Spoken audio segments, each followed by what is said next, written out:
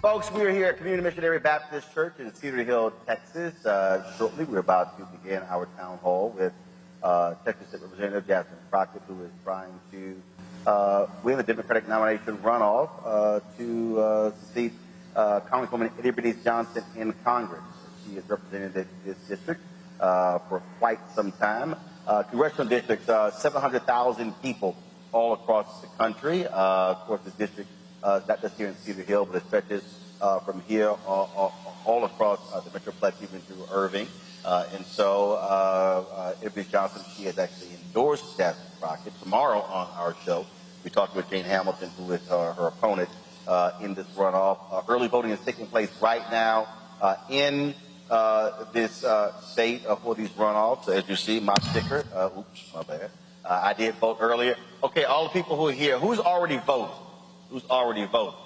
All right, let's see here. Keep your hand up. All right, so about half the room is already voted, and so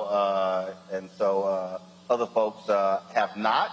And so what we're seeing, of course, final efforts. Folks are going door to door. You see the campaigning. You're seeing commercials still being run. All of those things that are happening all across the area in the final stages of this campaign. As I said earlier, primaries are happening all across the country in different states. Last night, Kentucky, Idaho, North Carolina. You also saw Pennsylvania, Oregon, all those states. People went to the polls last night in the Democratic and Republican primaries. And, of course, every single week you're actually seeing that. You have places like in Florida and Louisiana where their primaries are like Florida, their primary is in August. And then you have the general election taking place in November. And so Texas, though, the primary actually was in, what was it, March? Was it March? And then, of course, the runoff for those contested races. This is not the only contested race. There were a number of positions that were still contested. And so any runoff around the state was taking place on Tuesday. Today, of course, is Wednesday. Early voting ends on Friday. There's no early voting on Sunday because, you know, Republicans didn't want people voting on weekends, especially when it comes to souls to the polls on Sunday. So that is what is happening here. And so look forward to this conversation. Got a few questions for Jasmine Crockett. His audience has some questions as well. Let me throw this out. Let's see here. Anthony, one of y'all switching? One of you switching. And so we'll bring this up. So let's see here. Show of hands. I'll ask this first. Economy, is it the most important issue? Raise your hand. Okay. Education. Oh, first of all, he goes, okay, all right. He raises his hand. He's like, yeah, okay. So, okay, education. All right. Let's see here. Voter suppression. And you can vote more than one time. It's okay. It's okay. All right. Let's see here. All right. Voter suppression. Got it. Let's see. Let's see here. Housing. Okay. How many people here are homeowners? How many folks are renting? Homeowners first. Most of the folks in here are homeowners. All right, then. Renting. Got it. All right. Let's see. Student loan debt. Okay. All right. She got both hands up. Okay. Either you have the debt or you got a kid in school. Oh, it's your debt. It's your debt. Got it. In fact, I saw a tweet today from a guy who he took out 75,000 student loans. He's paid back 179,000, but he still owes 200,000 because of interest. And he said, "That's it." He said, "Y'all ain't getting no more." He said, "I'm just gonna die owing y'all." I mean, he literally said, "He said I'm not sending any more money." He said, "That's it." He said, "So y'all can do what y'all want to do, but I've been paying way too long. It's not gonna happen." So I thought that was really interesting. Let's see here. Transportation. All right, got one person over there. Let's see. Economic development. Okay, let's see here. Cedar Hill. Okay, so of the folks in here, what areas of the district do you live in? So how many people in here are Cedar Hill? DeSoto, Lancaster, Duncanville, Grand Prairie, Irving, Dallas. Okay, all right then. All right. Good cross-section of folks in the room. All right then, let's see here. Where they at? They told the brother 5 minutes. I'm like, okay, it's been 5 minutes. Tell them, let's go. It's 7:22. You know I think they're probably doing? They probably doing like these old black churches where y'all were going to the event where it is whole walk-in. Man, let me tell you something. I was a keynote speaker at an Eastern Star event. Man, first of all, you know it was something when they had corsages and boutonnieres. And they insisted on me wearing that boutonniere. Now, y'all have to understand, my grandmother had a catering business. So we used to do that. I hate wearing boutonnieres. Okay, first of all, why is it called a boutonniere? It's a flower. That's all it is. It's a flower with a leaf behind with some green tape at the bottom. That's all it is. They insisted, and I refused to wear it. I said, nope, I'm not wearing it. And so they had a whole march in. I'm talking about we had to line up. No, you have to stand here. I was like, y'all, can we just go sit down? They had this entire elaborate march in. I was like, man, I almost just went and sat down and said, man, y'all come on up. So I think that's probably what they're doing back there. They got some kind of like elaborate, like everybody line up. They probably got some music, something like that. I don't know what it is. But tell them, come on, because we ain't trying to be here all night. Y'all got to get to the crib, folks. Now, how many people came straight from work to come to the town hall?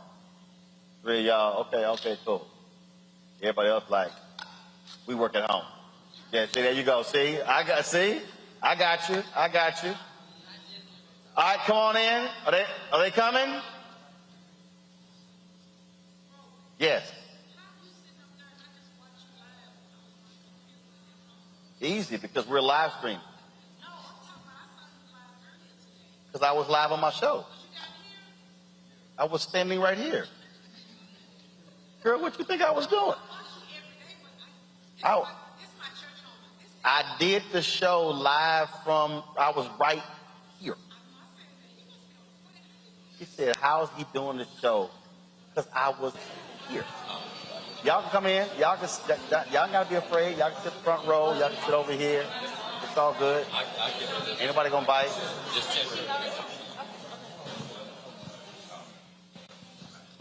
Is that Congresswoman?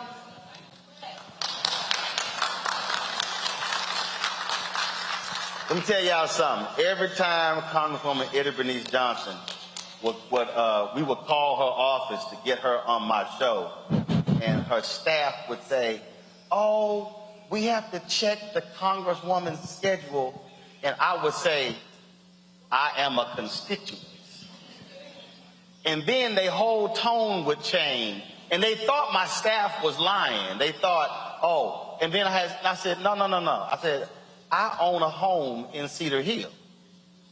And then, oh, she'll be on the show tomorrow. Oh, yeah, trust me. Oh, some of y'all look like, yes, I've actually owned my home here since 1999. She goes to that where they're not eating. So, yeah. Like that.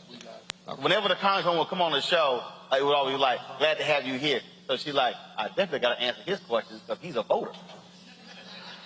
Because he's a constituent. Yeah, okay, great. All right, y'all, give it up again for retiring Congresswoman Bernice Johnson.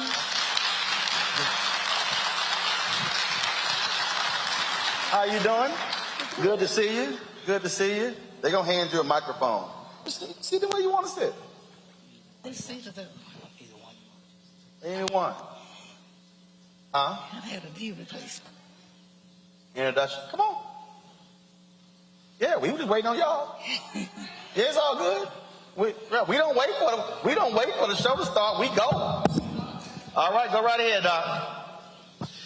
Well, good evening, everyone. My name's Steve Mason. I am proud, humble to be the mayor here in the city of Cedar Hill. I'd like to welcome you. Of course, you already heard from our distinguished guest. But yes, Roland Martin is from Cedar Hill. This is his home, so we do welcome you to be here with us today. Hold on. I'm from Houston. Right.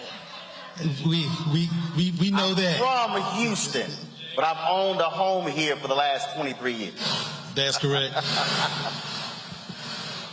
I'll tell you, the first time I actually met Roland was actually on the golf course. I don't know if you remember this, but this was probably about 11 years ago.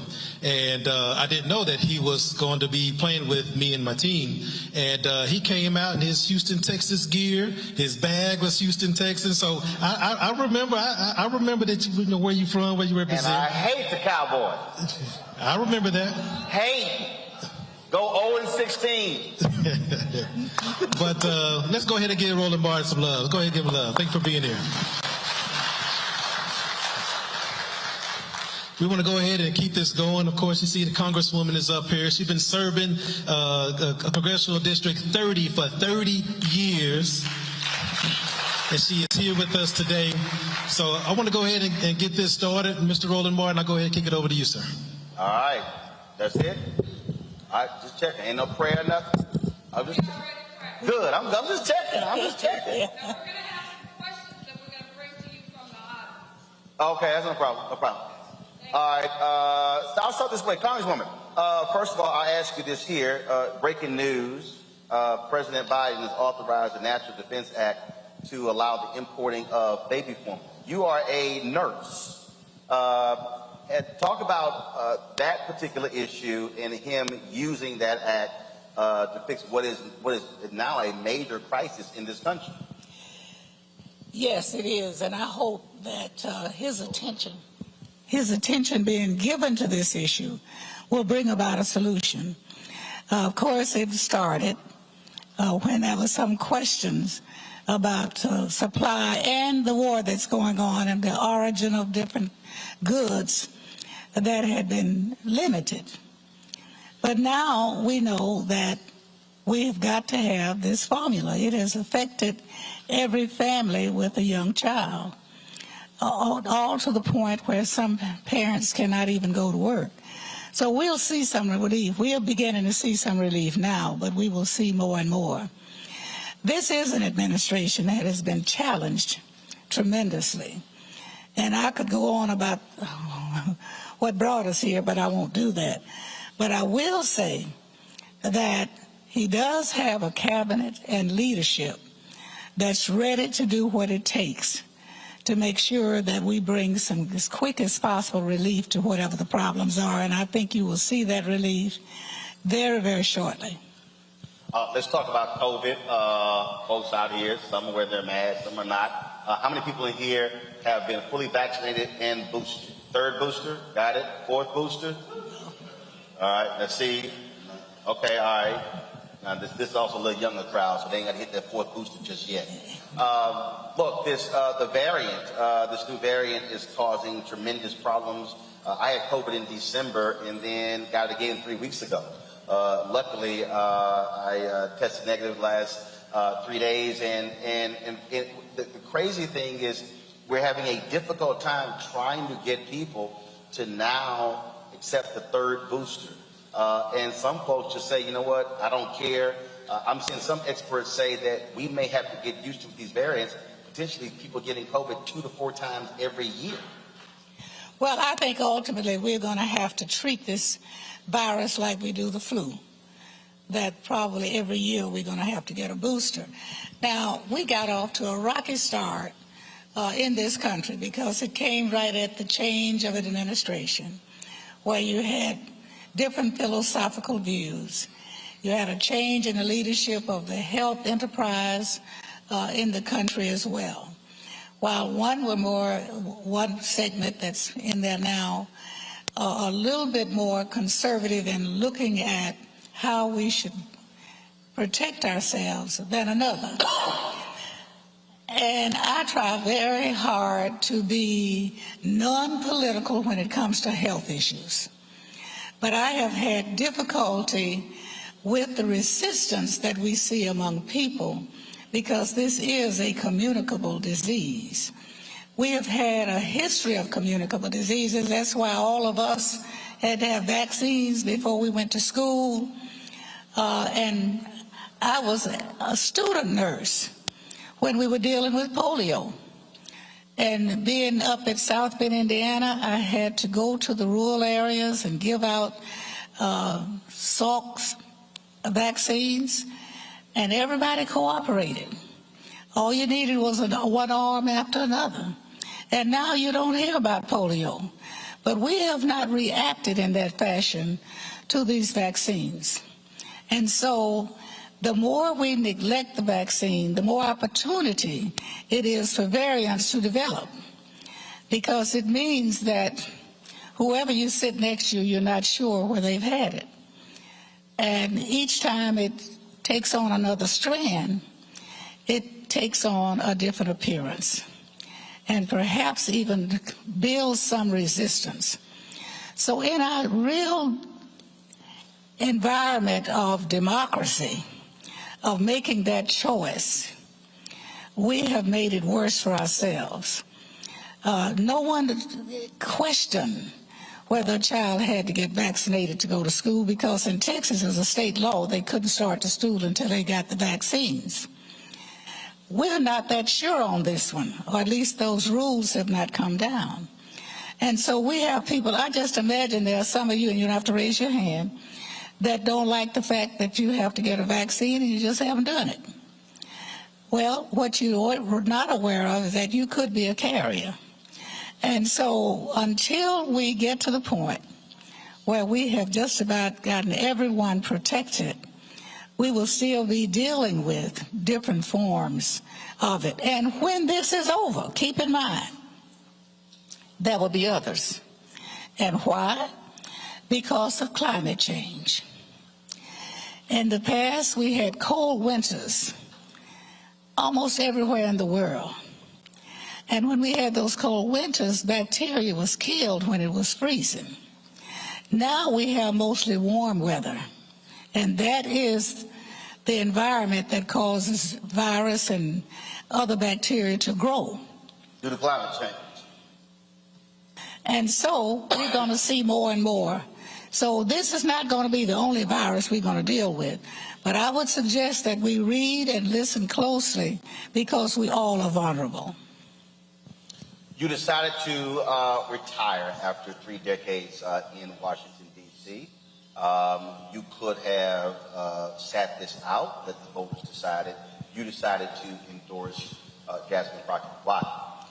I'm glad you asked that question, because I was contacted by many more people that filed. And quite a few of the, I say most of the people that did file came to me before they did file. And I listened to all of them. I didn't find a single one I didn't like. But what I was looking for was someone who was young, well-prepared, had the energy and the interest to take chances on getting things done.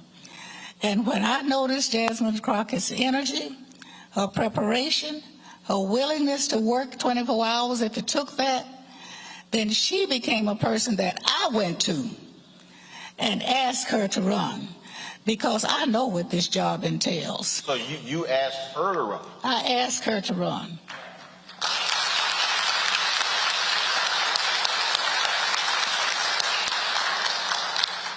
You talk about what the job entails. Prior to you asking her, how long did you know her?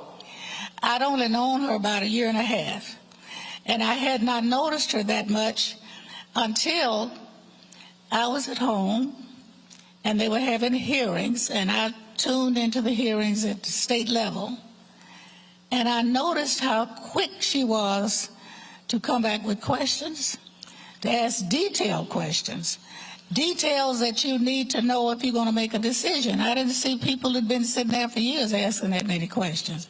They had lots of witnesses. She listened to the witnesses, and I said to myself, I got to find out who this is. Because I had met her, but I'd never really had a conversation with her.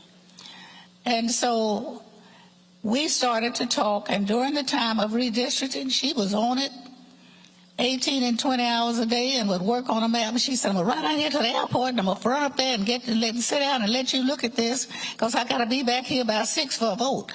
And it was that kind of energy and effort that she was willing to put into that job to make sure she was doing everything she could.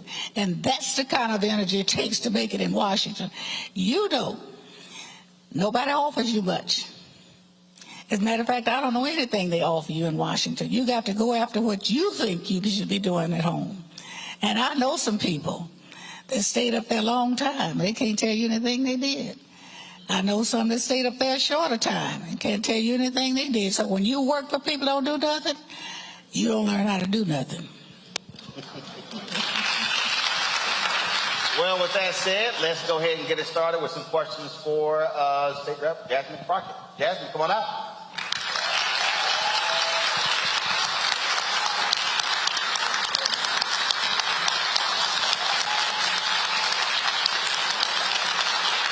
Going.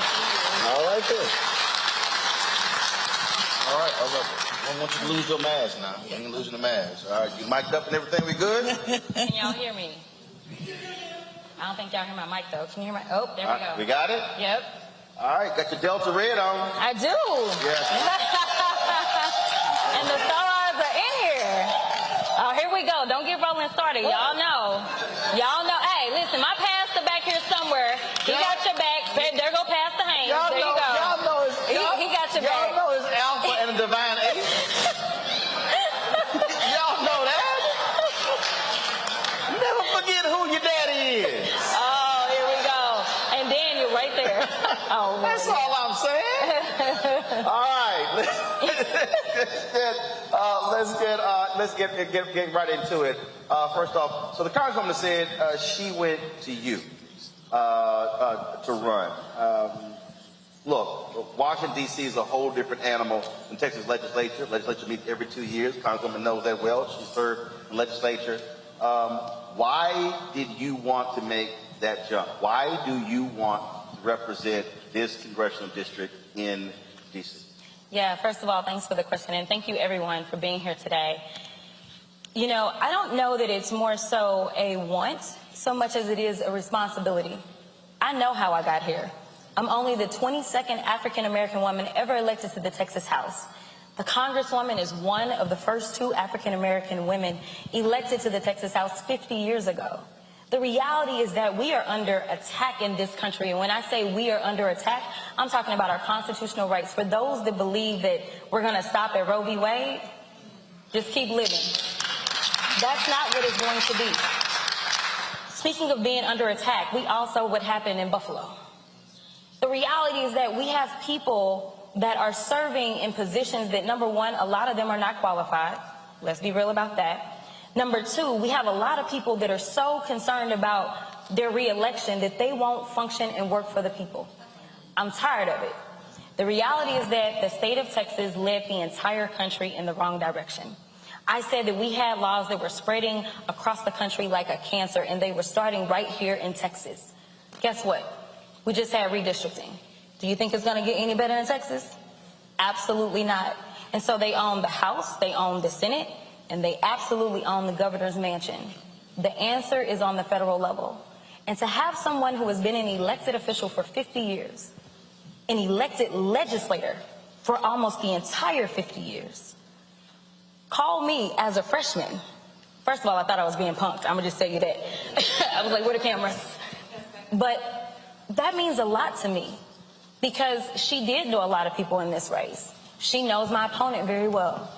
But she chose me, and so to me, it's a responsibility to my community. My community needs someone who is going to dedicate their everything to this position, and that's exactly what I'm prepared to do. You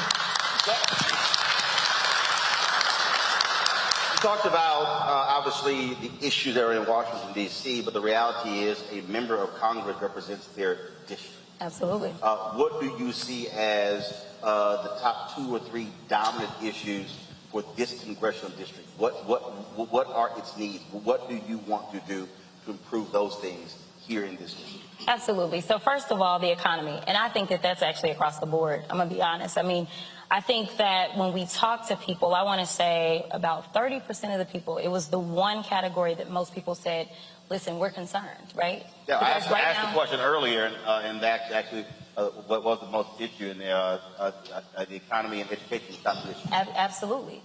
when you're going to the gas pump and you're saying, am I spending $5? In fact, I got a text like that, like, are we really paying this much for gas? The inflation. When I talk to my seniors, because I've been out to the senior homes and they tell me, listen, our rent is going up, our food bill is going up, gas is going up, but somehow my Social Security check, it ain't going up, right?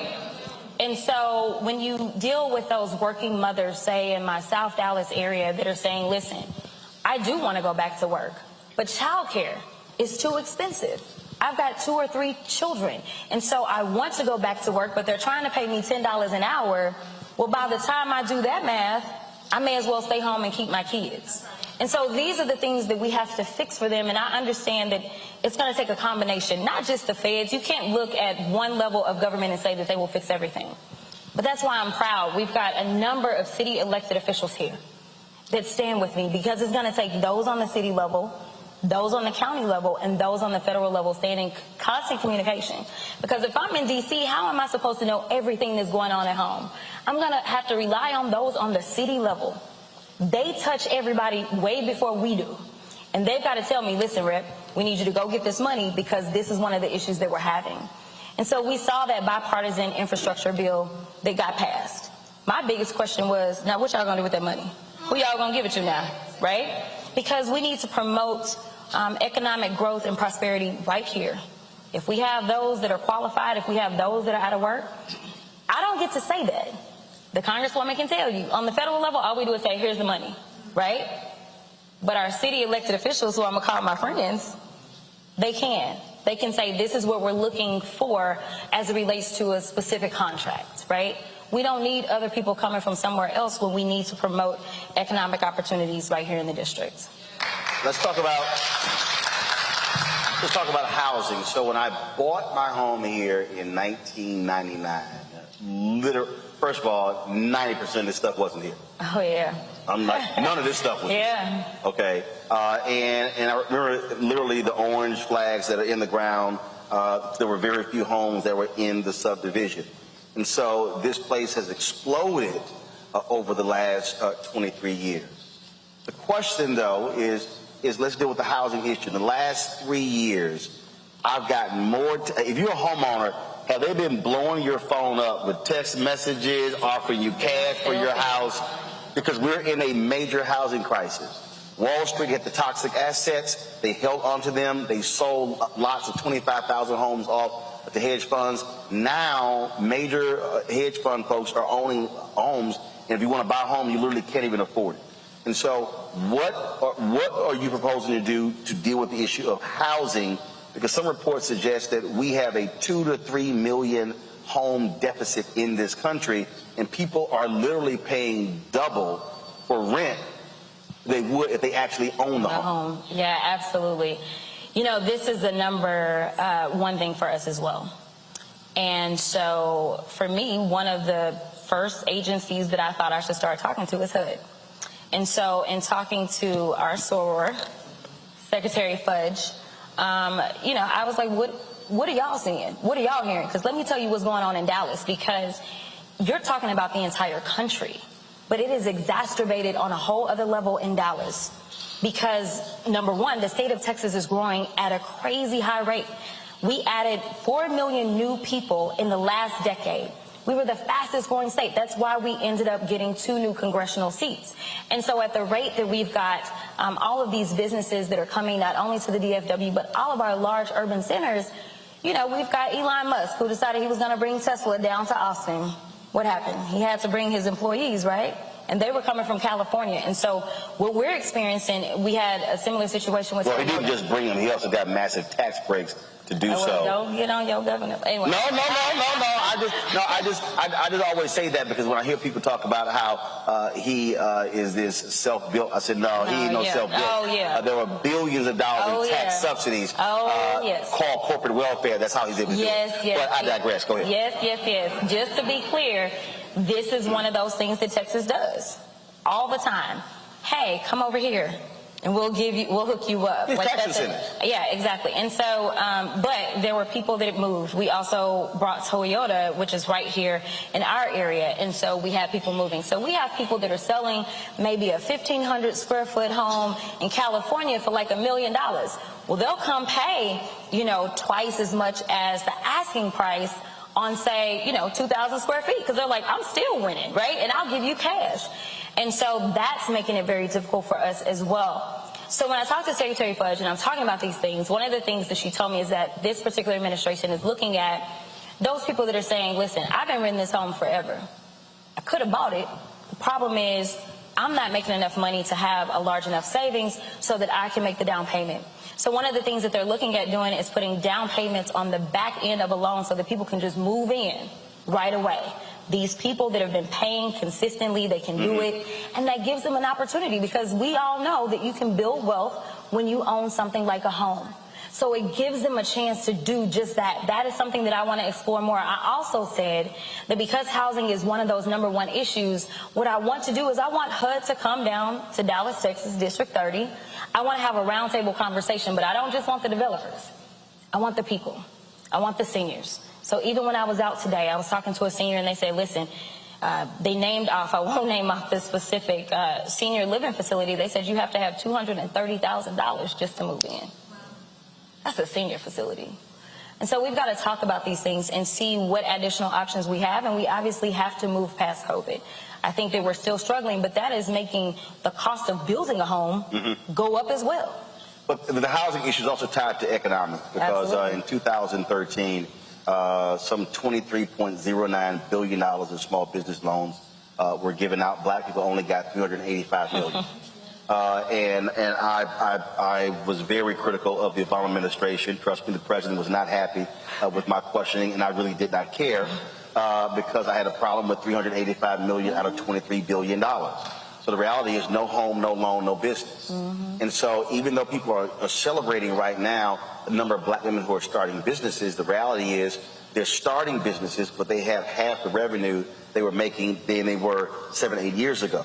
So it's great to say you start a business, but when you have 2.6 million black-owned businesses, but 2.5 million have one employee, really we only have 100,000 businesses. Yeah. So the housing piece is directly tied to the economics. When you mention the contracts, what are you going to do to ensure that black people and black businesses are getting the federal contracts?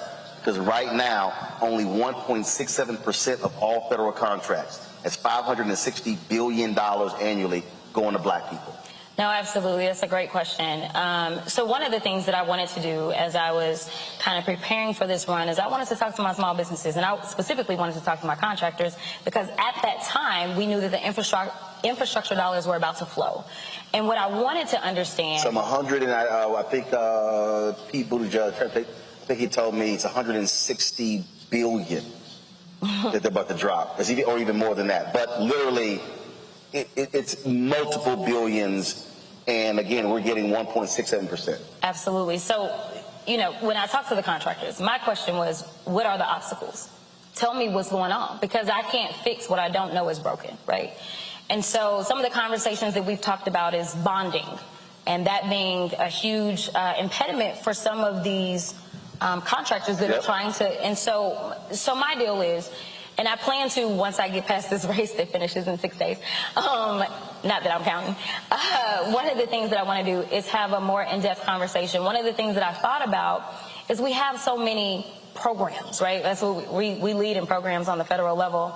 And so if there is a way for me to come up with a creative program so that we can work it out, so that some of these businesses that they're saying, no, they don't qualify for the bonding, we can get around that, right? But bonding is one issue. The other issue is with your 8A programs, African Americans, your limit is only $9 million. But for Native Americans, the cap is $100 million. Also, we're only in it for 9 years, when if you're Native American, you can be in it for forever. Yeah. And so the reality is, for many businesses, they can't even, that $9 million simply is not enough. Right. And so that's also part of the piece. Another piece is also the pay schedule. When you're paying after 120 to 180 days, you're literally having to float your business for 4 to 6 months. Yeah. If you may have a $10 million contract, but if you don't have a line of credit, you literally cannot float your business. Yeah. No, these are all things that we need to advocate for. You can't just be a representative without expressing exactly what they're going through. And one of the reasons that I'm saying once I'm done in 6 days that's going to be part of that tour is because I want to hear what District 30 is struggling with, especially my people that are here on the ground. And I want to make sure that they can tell their stories. I want to make sure that when I'm filing legislation, I'm filing it with them in mind, and I'm advocating and saying, hey, listen, this is what I'm hearing. Tell me why this why this exists in this way. What can we do to change this? Because we have to start promoting equity, and it can't just be in one area. It's got to be in education. It's got to be in housing. It's got to be in economics overall. This is why we've been so far behind in general, because we can't just fight in one specific area. We got to fight for equity across the board. And the reason I think that's important because, go ahead. I've covered city government, state government, county government, federal government, and my experience has been, and this is no disrespect to any politician, they pass laws, but they don't actually understand the nuances of it. I have been working with CDC members over the past several years dealing with black-owned media, and so they're like, hey, we passed this for instance. They added $70 million more in the census budget, but they froze out the black-owned advertising agency, and black-owned media did not get a significant number. $1 billion is spent every year by the federal government on advertising. Black-owned media gets $51 million. It's 1% out of $1 billion. And so I've been walking CBC members through literally, this is when they do this is how they do this. This is how they create this. This is how they put this in the pathway. And so it's the nuance of the problem that a lot of members don't understand, because they just figure, look, we did our job getting it passed. Yeah, but once it goes to the bureaucrats, that's when the whole game changes and how folks are frozen out. So I think that is crucial, listening to the actual business owners who say, no. They told you this, but this is what the reality is. And this is the case on the federal level, state, county, city level. Absolutely. I hear you on this, and I completely understand. One of the things that the Congresswoman can tell you about is constituent services.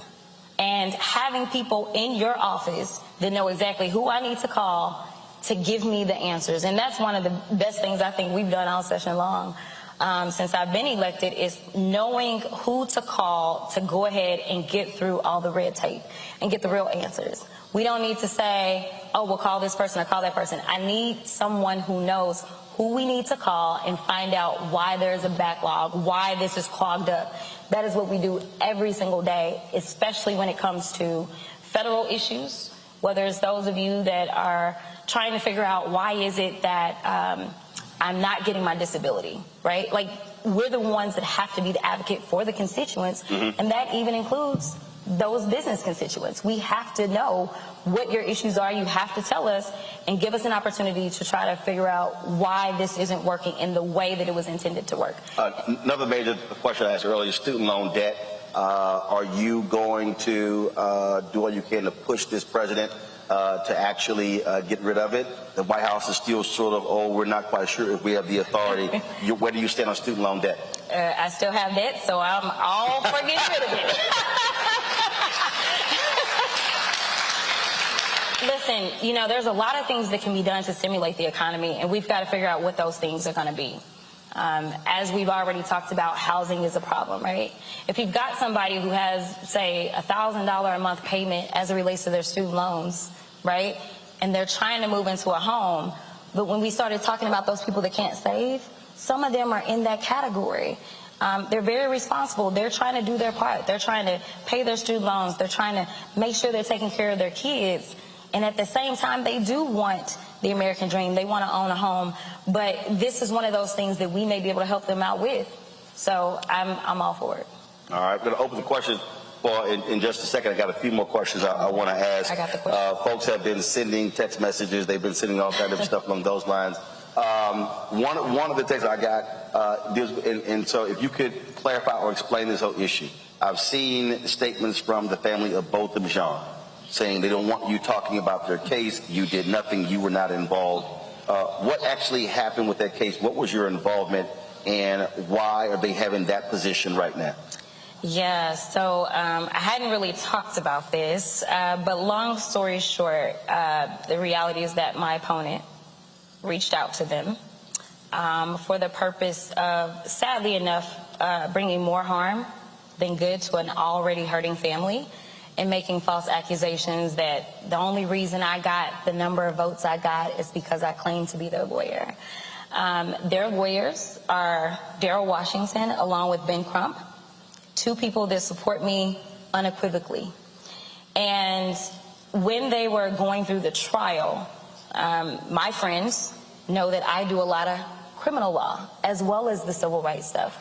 And so they called me in and I would say, okay, well, this is what's going on, and just kind of explaining and being like an extra person. But I was never representing them, and I don't want anybody to think that I was going out saying that I was representing them and that's where my votes came from and that kind of stuff. And so, you know, this is just part of the ugly side of politics. What was so upsetting is that I do know this family quite well. We worked together on legislation down in Austin. I didn't even talk about that.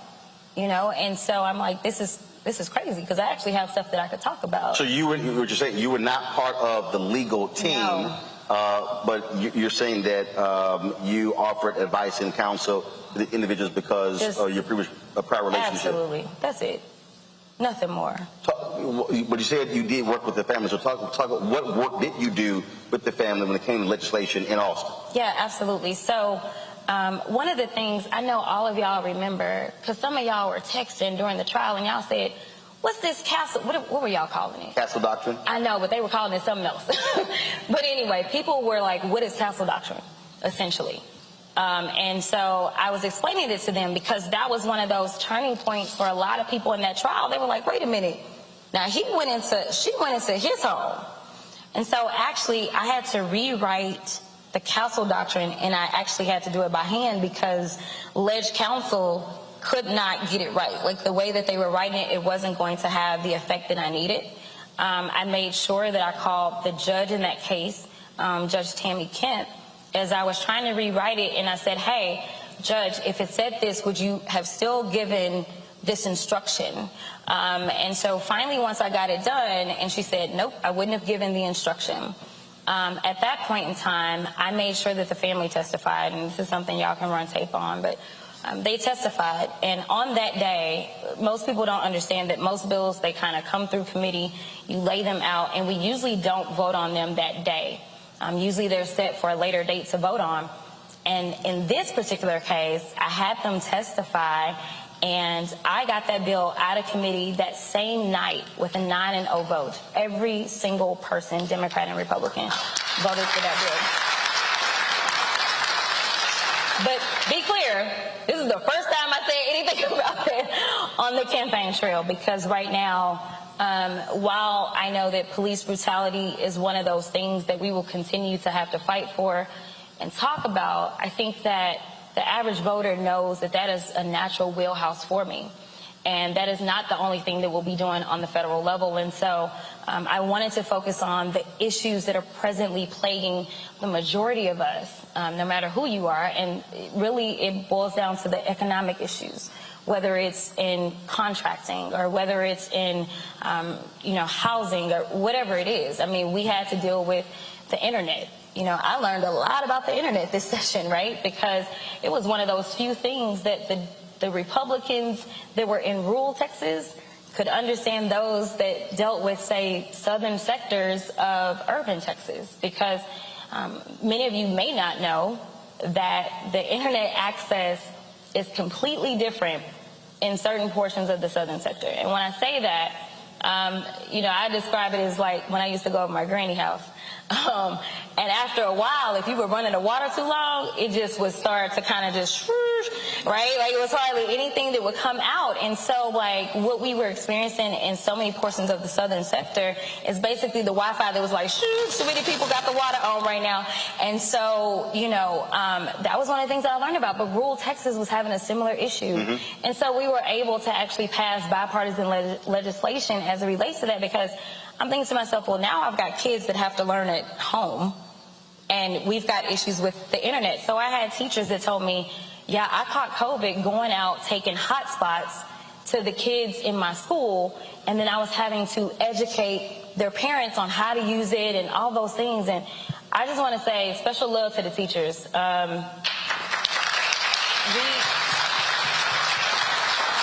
We didn't do y'all right this session.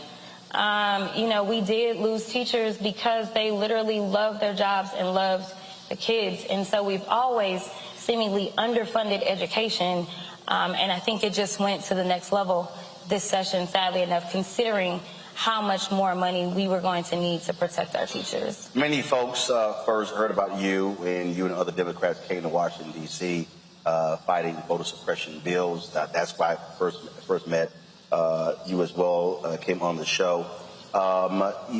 Your opponent has been saying that you helped the Republicans in Austin when it came to the voter suppression bill. What is your, by not voting, what is your response to that criticism or that allegation? Listen, it's really sad because we're playing Republican-like games in a Democratic primary. That's what we're doing. We're lying because you don't have anything to say about yourself. So let me set the record straight. The Democrats that failed Texans, to the extent that we saw so many people be disenfranchised, and I know y'all read the reports about the number of people whose ballots were rejected. That was always the intent. Let me be clear. That was not by accident. This was never about voter fraud. Never was. So what happened is the only thing that we could do was break quorum, right? Because the numbers were we only had 67 Democrats. We have 150 people in the House. All right, so that means we don't have the numbers. That means there's 83 Republicans and 67 Democrats. So how do you stop such bad legislation from moving? You deny the quorum. Well, we were backstabbed. People made deals. They came back. I don't know if y'all remember that. Remember how they were like, oh, somebody of them went back. Well, I didn't go back because I was representing for my district when I said that I was willing to do whatever it took to stop voter suppression because I didn't care that I had a warrant out for my arrest because people died. We all know what John Lewis went through. I didn't care about that. But there were people that cared about a chairmanship, which half of y'all don't know if y'all say reps got chairmanships or not. They cared about chairmanships, vice chairmanships. There were people that were stressed about redistricting because they made threats about, oh, I'm going to mess your district up so you can't win it. So they decided to come back. So if I'm not there because I decided that I was going to stand up for my district and stay out, then no, I can't vote on a bill because I was staying out. The people that helped the Republicans were those that went back. And to try to lie is my issue. Because there are people that don't know how all of this works. There are people that just want to vote for somebody to represent them and to be real and to be honest, and to be dishonest tells me where you are in this race. If you can't win by being honest, then maybe you shouldn't have run.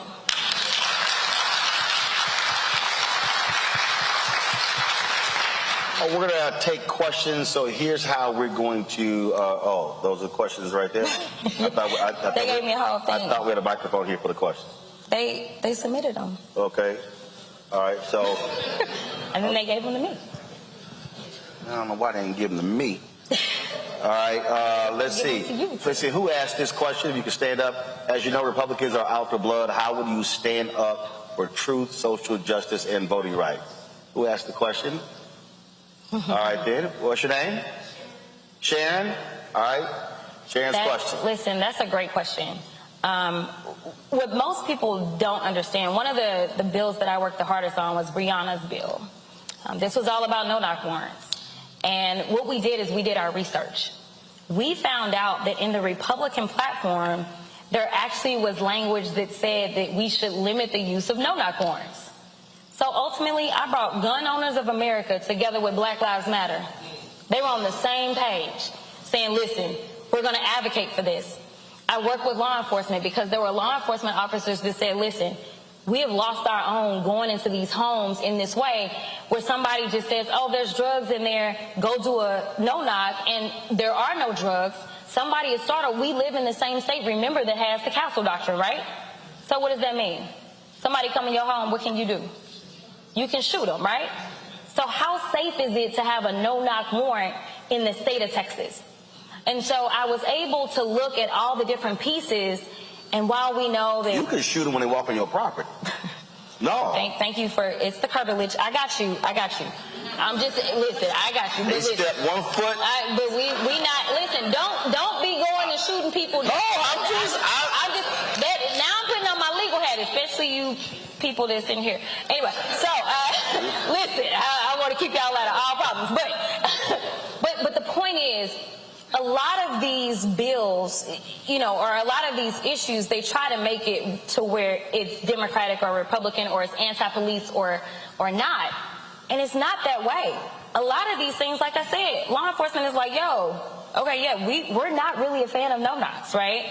And so I was able to work on that. We also see that Tim Scott, he's the one that they usually turn to, and he's the one that's working on some. Don't do it, Roland. I'm just saying, right? But like, we got to start somewhere. And I think that the further right wing of the Republicans actually align with us on a number of things. I mean, I got my marijuana legislation out of committee in a bipartisan way because they were like, oh, that's freedom. It's growing from, it's natural, right? Like, so you have to find what is it that they claim to believe, and then make sure that you line up your bill. Oh, yeah. And I have no problem working with the other side. What I don't tolerate when the folks lie. No. And the reality is, Senator Tim Scott lied. He went on Face the Nation, and he said that it was a bridge too far because Democrats were trying to defund police departments that did not pass certain laws. And he told Margaret Brennan that. My problem with Face the Nation, they didn't do their damn research. I know we in church, but I was going to cuss at least one time. and the reason that angered me is because a year earlier, Senator Tim Scott actually had in his own bill to withhold funds from police departments, and his own deputy chief of staff even said that this is the only way we're going to get them to act upon it. And the reason I don't have respect for him on this very issue is because he was very talkative in his text messages with me about the bill.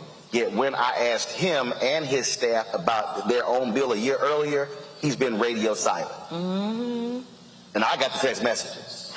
You got the receipts? No, I got the receipt. And he has not responded to me, and I've asked now 6 different times, and they will not answer it when we actually have, no, your bill said this, you said this. So the very thing that he criticized Democrats in December, he actually proposed that very thing the year earlier, but now he want to act like he can't answer the question. No, and I feel you on this, because this is when you have to I read the text messages. Y'all want me to. No, but you got to find those triggers, right? You know that some of them only respond to law enforcement.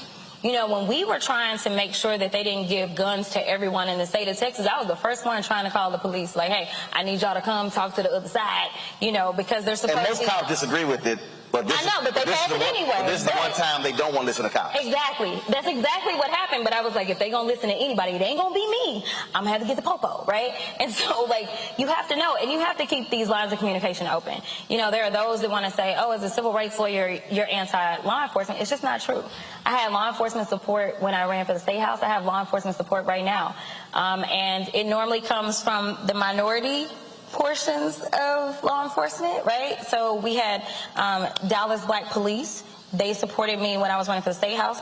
We've got the Latinos Police Association that's supporting me now for this congressional run, because I know I'm going to need to call y'all. Because sometimes they're just not going to listen to me. But y'all know what I'm talking about, and we're on the same page. All right, let's see who asked this question here.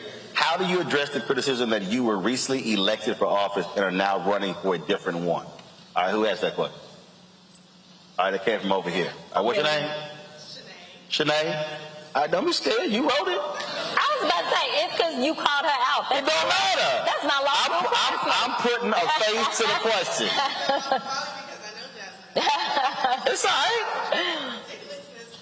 It's a question. All right, answer it. Well, she was answering it for you. It's ridiculous. Listen, the reality is that I'm the only one that's ever been elected to do anything, right? And so, you know, as an elected official, it comes down to what you do, right? And so we know that I was named Freshman of the Year by at least 3 different organizations and is one of the most effective legislators in the country. And so it's not necessarily how long I'm there, it's what I've done while I've been there, because you can find a lot of people that have been there for quite some time, and you're like, what's their name? What they do? I ain't never seen them. They've been doing anything? Exactly. And so, you know, it's one of those... Well, and also, I mean, this, and again, this is not, it's not a defense, it's just fact. Last night, Summer Lee, a sister, won the Pennsylvania 12th District, the Democratic primary, the Pennsylvania 12th, but she was also running for re-election for her state position. So she was on the ballot twice. Mm-hmm. And if anybody pays any attention to even history, the Michael Dukakis in 1988 selected Senator Lloyd Bentsen to be his vice president running mate. Lloyd Bentsen also ran for re-election as a United States senator. So while he was on the ballot as Michael Dukakis' vice president, he also was on the ballot as a United States senator from Texas. So that actually happened. So if anybody, I mean, the law allows it. Some states have a law where if you run for one office, you have to resign the other. Texas is not one of those states. And so I did not have to resign. But I do want y'all to know that there's one person that is making real sacrifices in this race. I won and I fought to get to the State House. Many of you know I only won by 90 votes. I had to come up against all the money. I had to come up against all the endorsements. And I had 5 opponents, and we made it over the hump. I am unable to run for re-election for my seat. And so while I'm continuing to serve, and I will serve out my term, which will end in January, I had to give up my seat if I wanted to try to do this. The other thing I had to give up is I'm not allowed to practice law. After the last 16 years, the only thing that I've ever done, I'm not allowed to practice law and be a congressperson. Now, whatever consulting my opponent does, she's able to still do that. So she's not giving up very much. But I want you to know that regardless of the sacrifices, I think that we need the people that know us best and are going to fight for us. And so I believe that each and every one of you is worth whatever sacrifices I have to make sure that we have someone who is knowledgeable and is passionate about you in D.C. And part of that is because Texas legislators are considered part-time, whereas they're full-time salaries in Congress. Where do you stand on expanding the court? All right, who asked that question? All right, is your name? Say it again. Nana? All right, where do you stand on expanding the court? I want to expand Supreme it. Court. I know. I want to expand it. Listen. Well, I know you know what I say the court. Everybody don't know what the court means.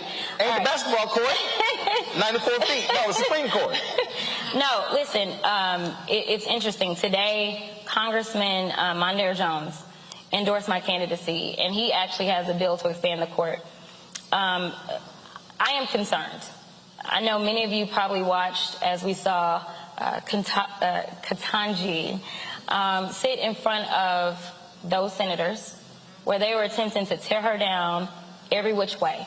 And one of the things that they talked about was judicial activism, right? And they want to say, oh, you're not going to be a judicial activist, are you? No, I won't, right? And they asked all about her record and all that kind of stuff. Well, you were kind of lenient over here. I mean, just all kinds of ridiculousness, right? And at the end of the day, she sat there with so much grace. She persevered. And ultimately, they still voted against her, right? They did. They voted against her no matter how well-versed she was. Well, let's look back at history, okay? We had at least 2 justices who are supposedly going to weigh in on the wrong side of Roe v. Wade, who sat in front of senators going through this same process. They were specifically asked about Roe v. Wade. Y'all know that they said, oh, no, that's the law of the land. It's solid. It's good. Stare decisis. Right? And what happens? Well, we don't know, right? This is all speculation, Politico, put it out there. And so just thinking about how cutthroat the Republicans have been, in my opinion, There are a number of justices that ended up on the court because they decided that they were going to say, not grant President Obama his appointment. And right now, I am concerned about if there is a place in which our Supreme Court will stop. I personally don't believe that it's going to stop with Roe v. Wade. I believe that we have to be concerned about other constitutional rights. We know that we just got same-sex marriage. We just got that. Like when you compare it to Roe v. Wade. And so I think that this court has decided that they're going to play church in the court. And so I think they're trying to roll back the hands of time. And so I think that it is a time to start to be a little bit more aggressive and stop kind of playing pity pat. We also used to have, for people, again, most people have no idea about it. We used to have 9 circuit courts. There are now 13 circuit courts. Right, we're growing. So you have 13 circuit courts, but you haven't changed. You haven't changed 9. And the reality is, we used to actually have more than 9 justices. So that number has changed in American history. You talked about in terms of how Republicans operate. While Republicans are playing chess, Dems are playing tic-tac-toe. I think that's being generous. They are gerrymandering, changing laws. What is the counter plan for Dems to keep the integrity of our voice through voting? Who asked the question? Oh, you had the same question? Oh, so you was going to get too high. What did I say? Okay. Yeah, right. So they gave you 2 cards, you feel both out. Okay, I got you. All right. So what she want to know is, how hard are you going to fight if you were elected? Yeah, so many Are you going to swing? I'm swinging. I'm always swinging. Y'all done seen them interviews about me talking about Abbott and them. You know, we're currently engaged in litigation.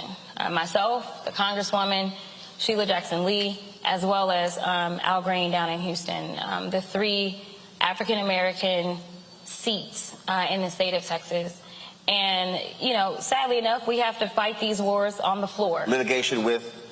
With the state of Texas. Got it. So, started this fight on the House floor. I had 4 redistricting lawyers that trained me up so that I can make a record, because you can't just go to court, right? You got to have a record.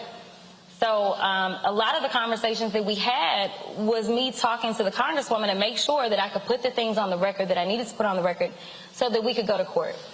But y'all know who appoints those that sit in the courts, right? Yes, right? So we have a lot of courts in which we probably are going to struggle. And sadly enough, ultimately this stuff will most likely end up in the Supreme Court. Right. Where we're struggling, right? And so that's another reason to push for the expansion right now. But you know, I'm engaged in litigation. I'm going to be able to talk to my experiences specifically on the House floor about how, you know, I'm giving my documents to another freshman, but here Republican, and then they going into a back room, and then they telling me whether or not I can present my amendment. Oh, it was, and just the inconsistencies with what the chairman was telling me we were going to do, and you know, those are the things that we have to bring out. But this is why you have to have someone that understands these things, because if you don't, you just have somebody that's like a seat holder, and we need more. Are you concerned about the ballooning federal debt? How do you think we can solve that? Who asked the question? All right, what's your name? Mark. Mark? Yeah. All right. Mark wants to know about the debt. I'm concerned. Now, the fix, that's a whole other issue. You know, so I don't think that you fix anything with one thing, right? I don't think it's like a broad stroke and you just fix something. I think these are all multi-layered things. And so one of the things that I think we need to do is, number one, see if there's anywhere that we can trim any spending, right? That's the big question. But for me, I'm always an advocate of, is there anywhere else we can get money? Versus saying, okay, taxes. And granted, taxes are always an option. It's always on the table. But I'm going to tell you, taxes is like last for me. And so I know that there's definitely a lot of talk about the rich need to be getting taxed higher, right? And so that is an option. Or would you repeal the Trump tax cuts that was passed by Congress? Oh, absolutely. Anything that you... Where they actually lowered the threshold from 43 to 39. Okay. Yeah. All right. But figuring out, like, where are these niches where we can find some money? Another thing for me, though, I'll be honest, it's become controversial. Don't know why. And I'm sure there will be a tape edited of this. I filed a lot of marijuana legislation. We need to figure out other ways that we can make money. And so I think that that's a great option, because the idea that it's not legal, that doesn't mean it's not something that's around. We know that it's around.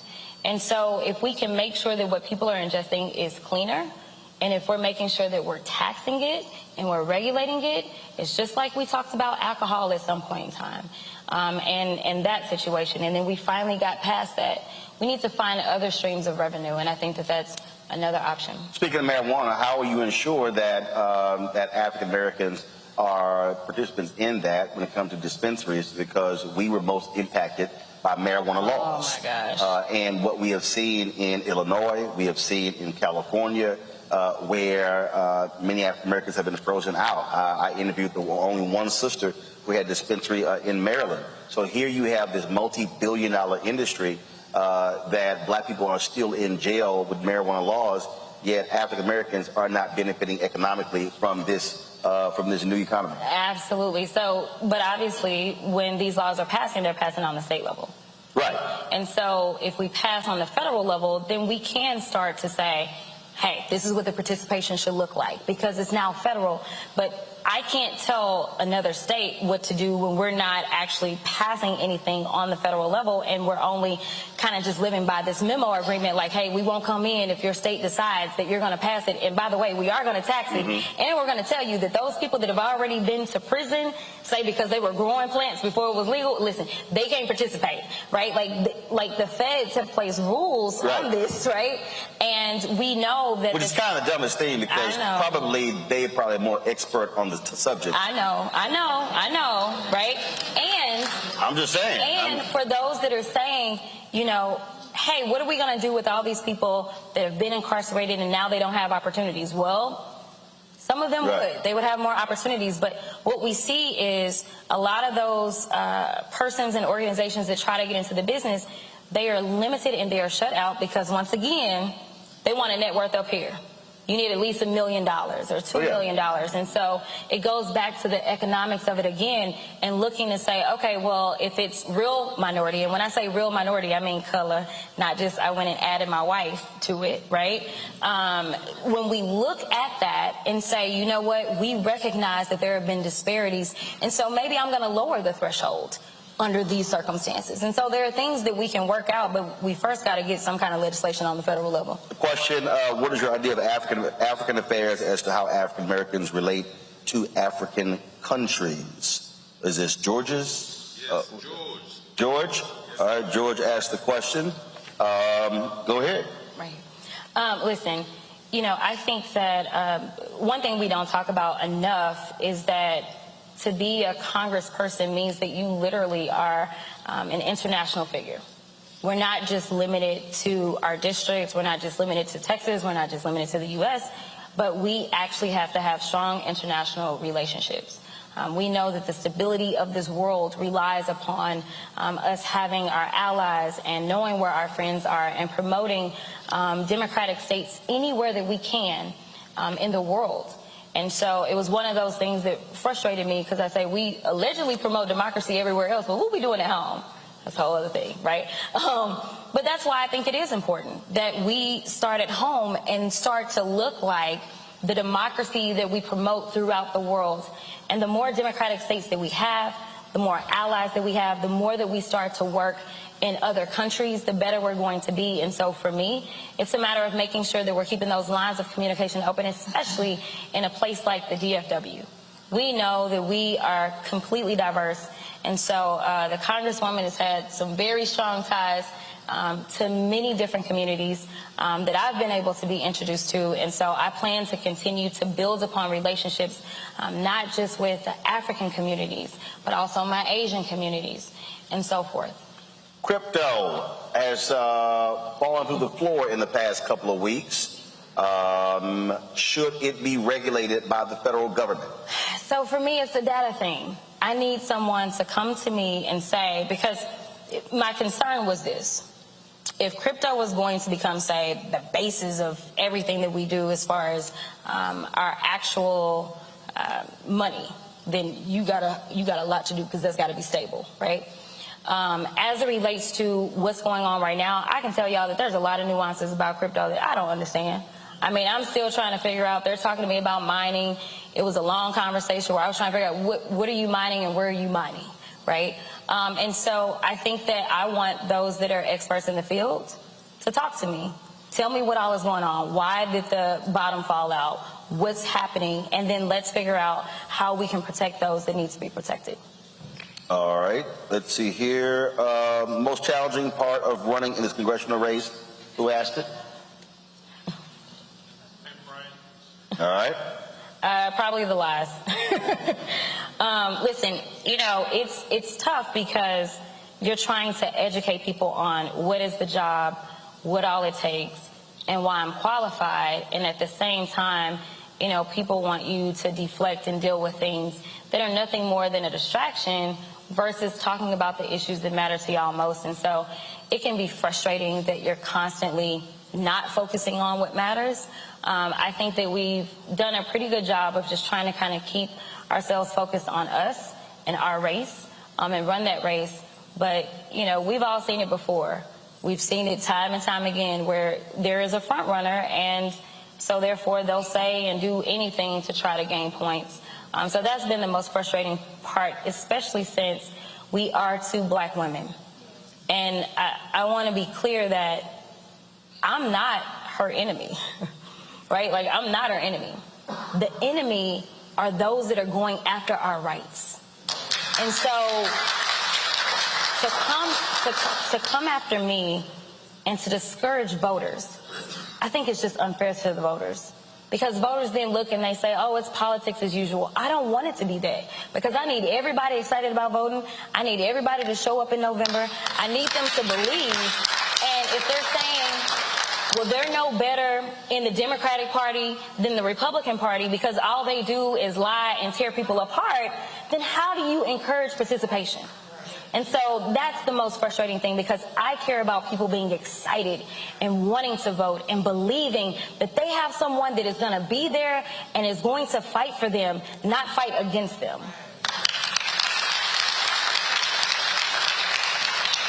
All right, we got 2 minutes left. Those were all the questions that on the card.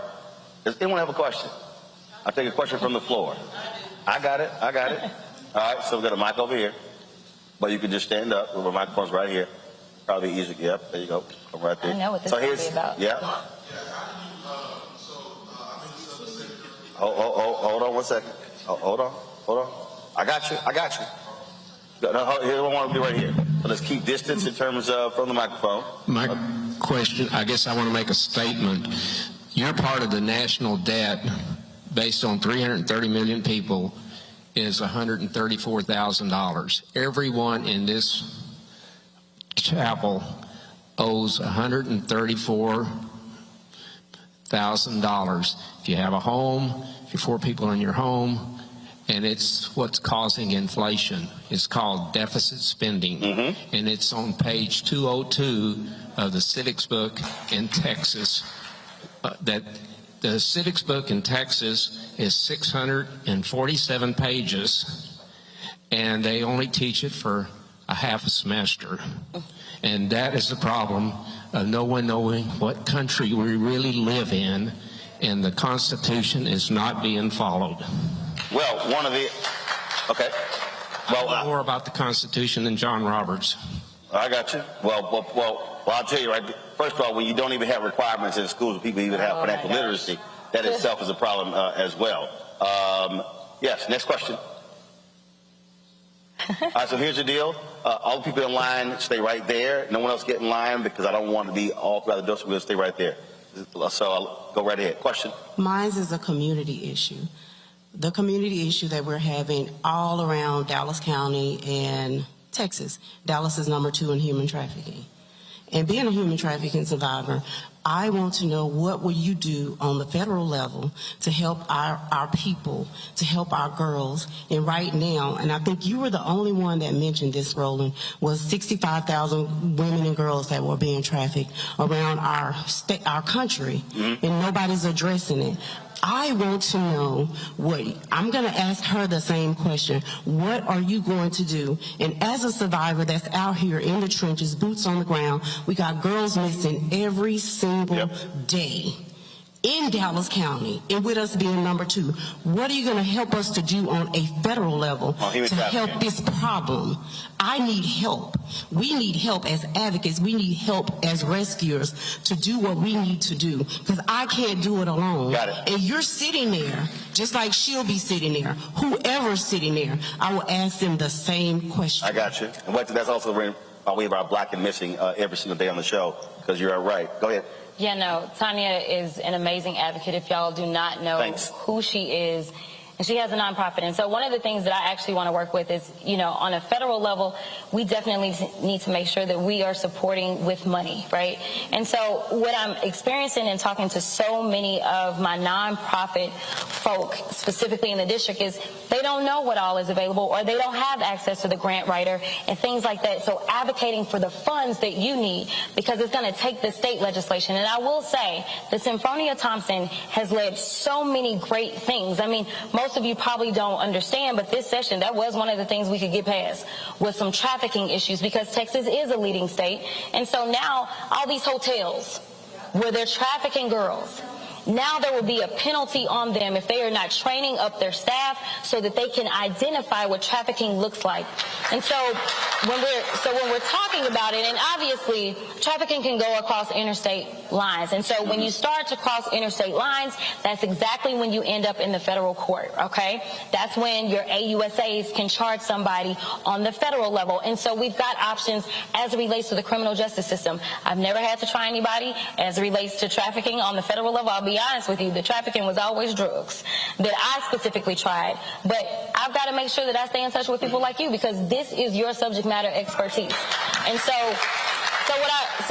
I want to be clear. To be an elected official doesn't mean I know everything, number one. But what you can't do is be upset that your elected doesn't know what they don't know. But what you can do is make sure that you always communicate, and you do. Make sure that you're always communicating, and that goes for any and everybody. A lot of times we get our ideas for bills directly from you. Okay? All right. So I'm gonna take these questions. We're gonna go to 8:40. So just be mindful. Be very precise with your question and the answer. Go. Okay, I'll keep it simple. All right. So if elected, what committees would you be a member of? Or what committees do you want to sit on if you're in Congress? I got you, bro. Small business. I'm the translator. Small business and judiciary. Those are two that I really want to sit on. Small business and judiciary. All right, cool. Good afternoon, Congresswoman. My name is Stephen Banda, and I'm from Zambia. I'm actually a president of Pamoja Zambian Association in DFW. Believe it or not, we've been following you. And as an African people, we want to integrate and begin working with you.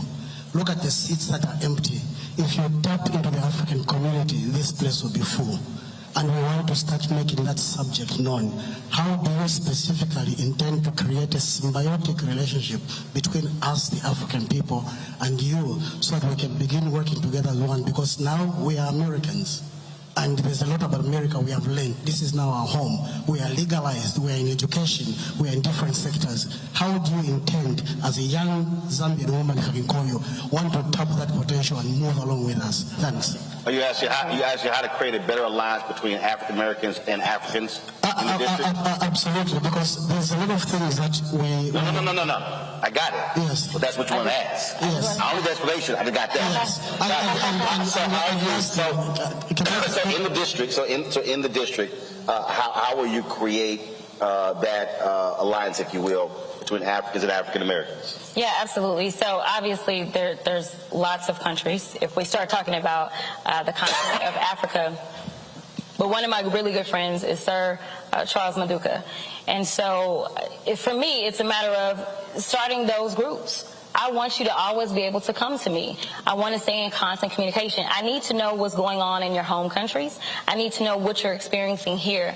And so it's a matter of making sure that you organize and you come and you meet with appointed staff, because I need to make sure that I know what your issues are, whoever you are. If you're a teacher, if you're a retired person, I need y'all to make sure that y'all come and talk to me. I am absolutely all the way on board. Every single one of these organizations that endorsed me on the state level, you know what? They came back and they endorsed me on the federal level. You know why? Because we had already started those relationships. And while I was in office, I was continually in communication, and that's exactly what I want to do. So y'all got to make sure that y'all organize, and y'all make sure that y'all communicate. I'm here for it. I'm here to serve you, not the other way around. Question. Thank you. I'm Carol Harrison Lafayette, and I do a lot traveling around the state of Texas, educating and certifying citizens for mental health. So on a federal level, what can you do? What kind of laws can you implement when it comes to mental health?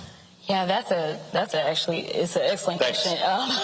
As somebody who sat on the MetroCare board, the majority of the issues that I was dealing with from MetroCare, they were state issues. In fact, I had to resign my position on the board so that I could run for the state house because we were having funding issues.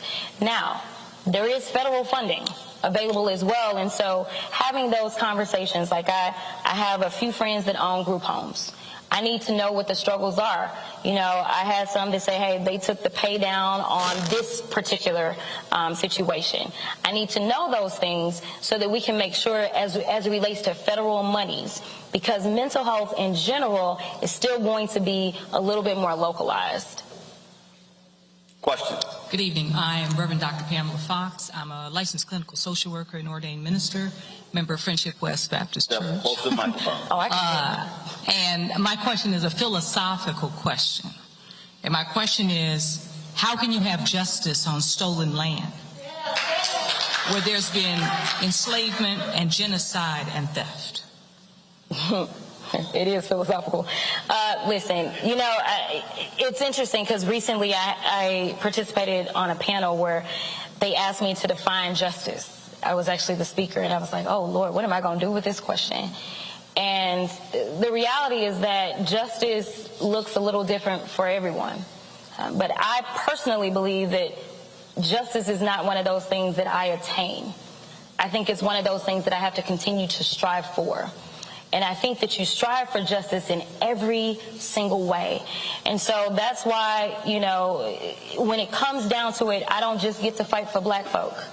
I have to fight for justice and equity every single day. And honestly, no matter who you are, whether you're elected, whether you're planning to run for office, it's incumbent upon us in our everyday lives to continually fight for justice, whether you're a teacher, whether you're dealing in trafficking, whether you're an elected official. And so that, for me, is what justice looks like. It's not really the thing that I truly believe is attainable, especially for people that look like me. Final question. Good evening. You talked about wanting to sit on small business seats. I'm here representing my dad's small business, Two Partners Barbecue in South Dallas.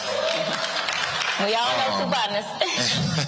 And one of the questions that I have is, in our communities and at greater Southwestern communities, we're seeing a downturn of businesses that are black-owned, minority-owned. What are some of the things that you're looking to do to help boost that economic economy in those areas? Yeah, so that's a great question. And it's honestly one of the reasons that I want to sit on small business, because we have a ton of small businesses right here. So there's a couple of things. From a legislative perspective, I think that number one, I need to get acclimated to all the resources that are available already to those that are in small business. I need to come back to the district. I need to communicate, this is what's available to you. I need to reach out and say, hey, we've got XYZ. I think that this may be something that would be great for y'all. Are y'all interested? And try to help you out with facilitating that situation. Now, take it outside of just legislation, because as y'all know, legislation can be slow. Anti-lynching just got passed. Just want to be clear, right? But one of the things that I think is important is to have someone that is continually building relationships. And so what I want to start doing is connecting some of my larger organizations with some of my small businesses and see what kind of contracting opportunities are available and introduce them. And so if there are these opportunities, that's something that's outside of legislation. That's something that you can use just because they know you're the congresswoman calling and asking, right? Well, what that can do is promote economic growth that helps all of us in our shared district. And so I've started talking to those corporations that had already moved in. As the state rep for House District 100, Amazon moved in. I had a Walmart, as well as the 6 largest beer distributors. They're in our district, a few other people. And let me tell you, when the storm happened, I was in Austin. Lights didn't go out, everything was fine, but my phone started blowing up, and I'm a freshman lawmaker, and I don't know what to do. And I've got seniors that don't have access to water. I mean, everybody is freaking out. I call, try to figure out what I can do. I find out I'm really chopped liver as a state elected official in the middle of the winter storm. So what did I do? I called the business community. I called the beer distributors, and they said, well, Rep, we distribute beer. I said, I know, but y'all are big, so you got some water? And he said, well, Rep, we distribute beer. I was like, I know, but like, I need you to see if you have water. Well, when he called me back, he had pallets of water. He said, Rep, where do you want these pallets to go? And so he delivered them for me. They've also partnered with me so that we could actually get more people vaccinated, because sometimes you got to, spice it up a little bit. We've given away things to encourage vaccination. We've vaccinated more folk than any other state house seat because we worked with our business partners. And so I think we got to work with the large ones as well as the small ones and make sure that we connect y'all. So I think that that's something that I can do outside of just the legislation. And also keep in mind, on the federal level, they classify small business as 500 employees. Down. Yeah. That's a huge, Again. And most black. Nearly all of ours have one employee. Yeah. So when you might think somebody with 400 employees, the federal government classifies them as small. Small business, yeah. That ain't small, but that's how they classify. That is it for us. Let me thank all of you for coming out. We appreciate you taking time out on this Wednesday. 2 more days of early voting, runoff election. This is not the only runoff race. There are other races as well, so please familiarize yourself with the other people who are on the ballot. And so please cast that ballot. As I say, I voted earlier. My parents, they worked the polls. So I got to go by. I have to skip the line. It wasn't long. And so shout out to them. They've worked in politics, run phone banks, put up signs. And so people always ask me, man, why you know so much about politics? I said, well, you ain't have a choice when they said go pass these leaflets out. So it was funny going to the polls and see the people sitting out there, passing out stuff. I was like, yeah, I remember those days. Appreciate that. Representative Crockett, thank you so very much. Congresswoman Bernice Johnson, thank you so very much. Also thank the church for hosting us as well. All the folks and all of you who are watching on the Black Star Network, we appreciate it as well. Glad to see still almost 2,000 of y'all sitting here watching. That's just on YouTube, but also on Facebook and the app. Don't forget, download the app, Apple TV, Android TV, Apple phone, Android phone, Roku, Amazon Fire, Xbox, Samsung TV as well. And of course, it's important for y'all to support us what we do when it comes to black-owned media. The reality is, look, mainstream media, they get the bulk of the advertising dollars. Out of $322 billion spent every single year, black-owned media gets 0.5 to 1% of that. And so that's one of the reasons why we also don't have black-owned media with significant capacity. And so, folks, support us. Cash App, $RM Unfiltered. PayPal is R Martin Unfiltered.